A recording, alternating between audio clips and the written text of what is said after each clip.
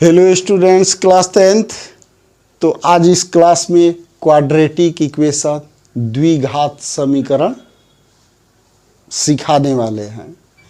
इतना सिखाएंगे कि इतना इजी लगेगा कि अब कहना नहीं है, केवल ध्यान से देख लेना है और शुरू से लास्ट तक देखने के बाद जादू मंत्र की तरह लगेगा कि क्वाड्रेटिक इक्वेशन कुछ है ही नहीं, द्विघात समीकरण कुछ है ही नहीं।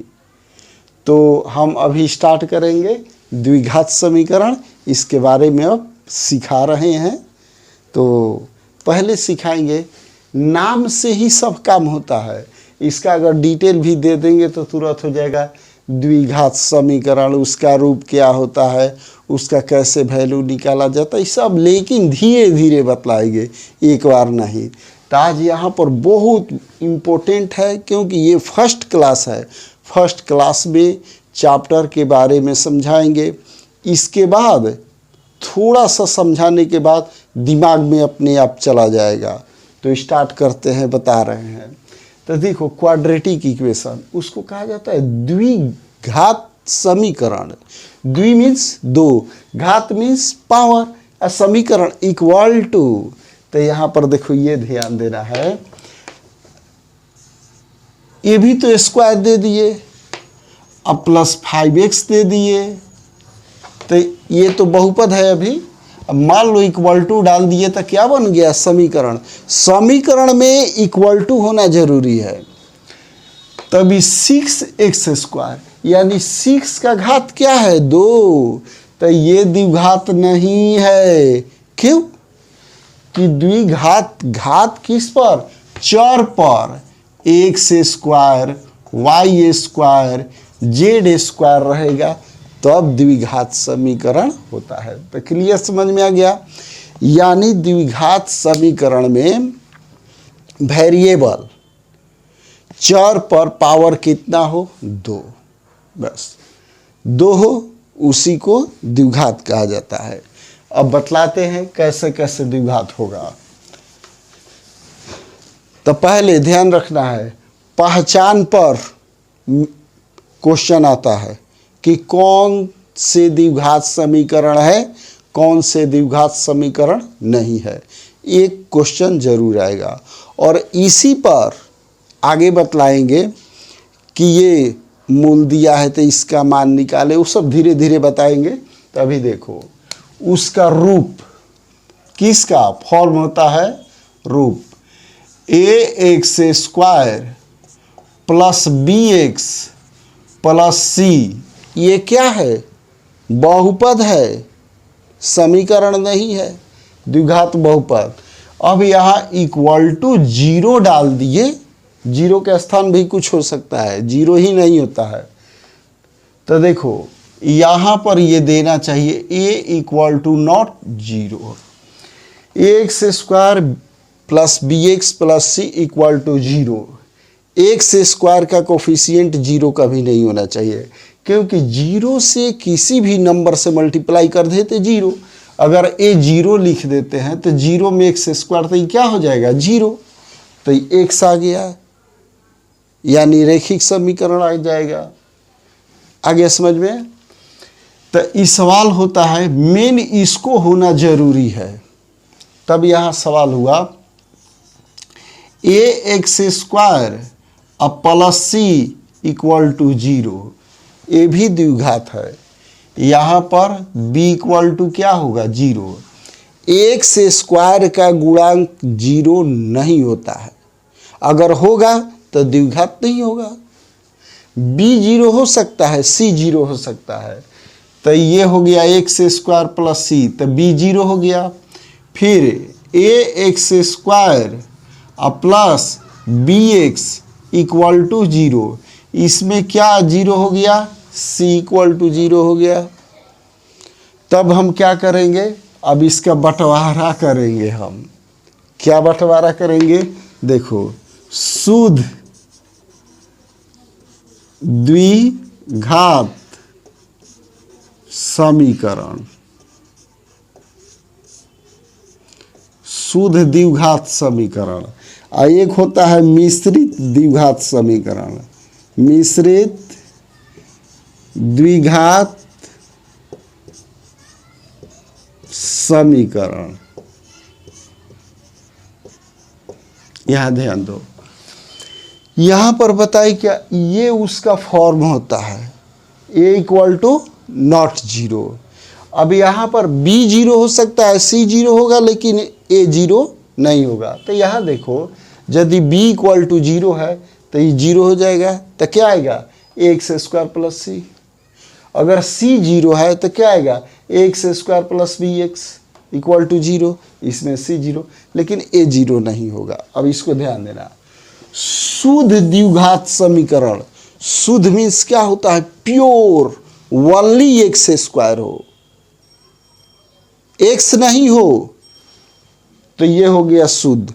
वेरिएबल का पावर ओनली 2 होना चाहिए।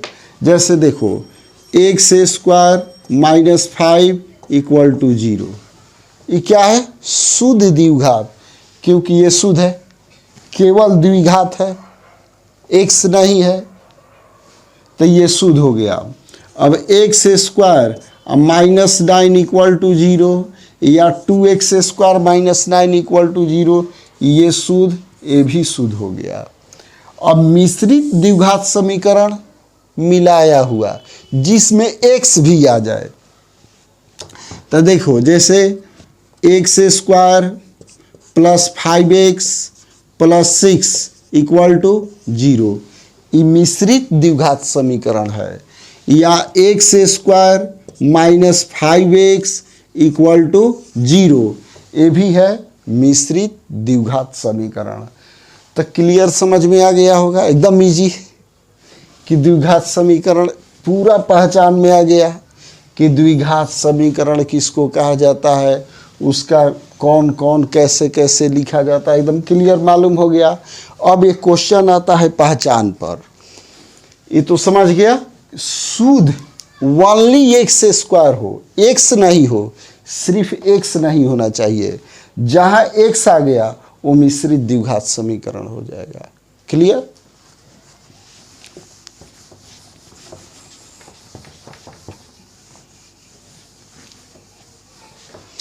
अब यहाँ पर पहचान पर क्वेश्चन आता है, और पहचान समझने पर और क्वेश्चन में हेल्प मिलता है। क्या मिलता है तो देखो यहाँ पर फर्स्ट क्वेश्चन जल्दी बतला दो। 5 स्क्वायर अब plus 2x equal to zero द्विघात है, पावर 2 है कि नहीं? नहीं है। क्यों? कि यहाँ पर कांस्टेंट दिया हुआ है, एक्स स्क्वायर नहीं दिया हुआ है, ये द्विघात समीकरण नहीं है। अब यहाँ पर देखो x square plus b x plus c equal to zero, यहाँ ए इक्वल टू जीरो दिया है, यानी ये तो जीरो हो जाएगा, तब बी एक्स प्लस सी बचेगा, ये भी द्विघात नहीं है, ये भी द्विघात नहीं है, ये भी द्विघात नहीं है। अब x square plus b x plus c equal to zero, a equal to not zero है, ये हो सकता है क्योंकि इसमें एक्स स्क्वायर है, तो ये द्विघात हो जाएगा। अब सवाल हुआ 4, देखने में यहाँ पर तो एक्स स्क्वायर दिखाई दे रहा है, ये है कि नहीं?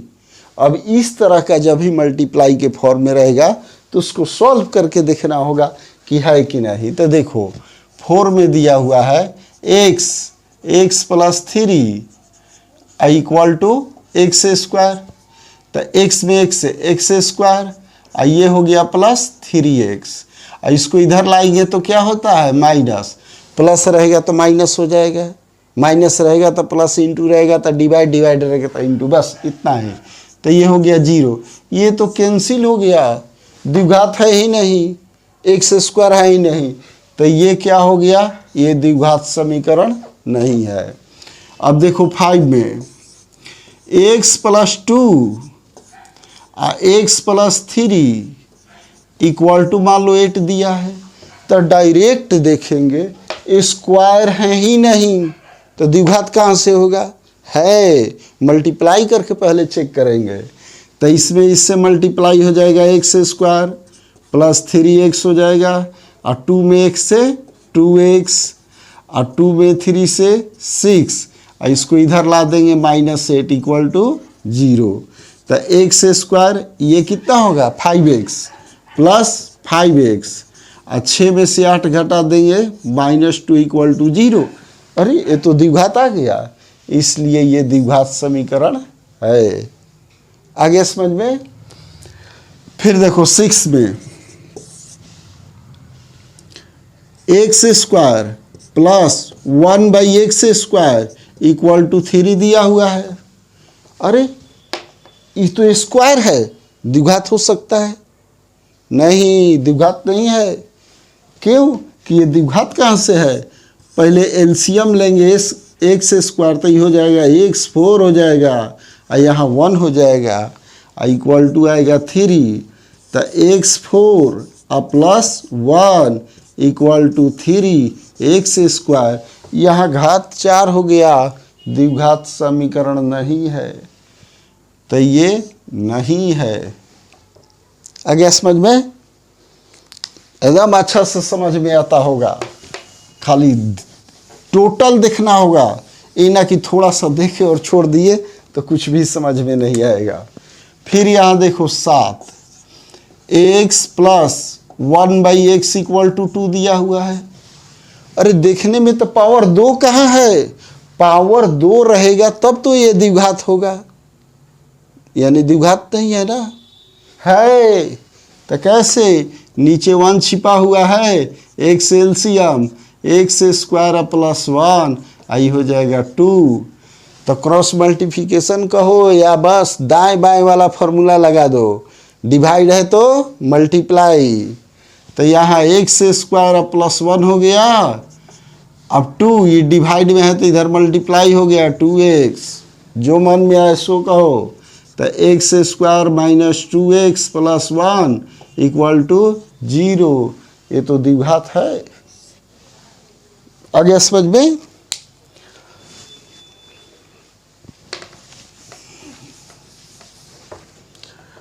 अब इसके बाद 8, अब 8 पर 8 को देखना है। तो 8 में लिखा हुआ है 2x plus 1 x plus 3 equal to 2x square. यहाँ स्क्वायर दिया हुआ है, इधर तो स्क्वायर नहीं है, लग रहा है ये द्विघात होगा। तो डायरेक्ट नहीं कहेंगे कि होगा, पहले मल्टीप्लाई करके उसको चेक करेंगे। इसमें इससे इंटू कर दिए 2x स्क्वायर, इसमें इससे इंटू 6x, इसमें तो ये हो गया x, ये हो गया प्लस 3, इसको इधर ला देते हैं तो -2x square equal to 0। 2x square cancel, अब क्या x बचा, यानी ये द्विघात समीकरण नहीं है। अब इसी क्वेश्चन को 9 में 2x plus 1 x plus 3 equal to यहाँ 4x स्क्वायर दे दिए, तो ये स्क्वायर है और इधर भी इंटू करने पर स्क्वायर, तो चेक करना होगा कि एक्स स्क्वायर जो है वो कैंसिल हो रहा है कि नहीं। यदि हो गया तो द्विघात नहीं है। तो यहाँ मल्टीप्लाई कर देते हैं, तो ये हो जाएगा 2x square plus 6x plus 1 plus 3, ये हो गया -4x स्क्वायर इक्वल टू 0। तो x स्क्वायर ये सब आता है कि नहीं? अगर नहीं आता होगा तो एक क्लास में हम पूरा डिटेल से बतला देंगे कि x y में क्या क्या चीज़ होता है। तो 2 में से 4 घटा दो, ये तो बतला है। तो क्या होगा -2x स्क्वायर हो गया। अभी प्लस क्या है 6x, आई क्या होगा प्लस 4। आगे समझ में। तो देखो ये x हो जाएगा x प्लस 3। अब देखो क्या करेंगे, इक्वल टू 0। अब यहाँ पर तो ये स्क्वायर आ गया, स्क्वायर है यानी द्विघात है। अब 10 में 10वां है 5x स्क्वायर अब +7x +2। तो देख ध्यान देना है ये, और यहाँ तो x स्क्वायर है, x है +2 है, यानी मिश्रित द्विघात समीकरण हो सकता है? नहीं, ये बहुपद है, क्योंकि यहाँ = नहीं दिया हुआ है। तो एकदम क्लियर समझ में आ गया, ये क्या है? द्विघात बहुपद है, द्विघात समीकरण नहीं है। तो देखो आज इतना तो सीखा है, सब समझ में आ गया होगा, कभी दिमाग से ये सब भूलने वाला नहीं है। तो अभी बतला दिए पहचान, द्विघात का एकदम सब रूप बतला दिए। अब इसके बाद अगला क्लास में इसका अगला प्रोसेस बतलाएंगे। तो लाइन से टोटल देखना है A to Z, शुरू से लास्ट तक। अगर बीच में छोड़ देंगे तो कहाँ समझ में ना आएगा, इसलिए टोटल देखना होगा, थोड़ा समय दे देना होगा। और मेरे चैनल को सब्सक्राइब करना ना भूलना है, क्योंकि सब्सक्राइब रहेगा, जिधर क्लास लेंगे वही तुरंत पहुंचेगा। और शेयर भी करना है और कमेंट भी करना है। ओके।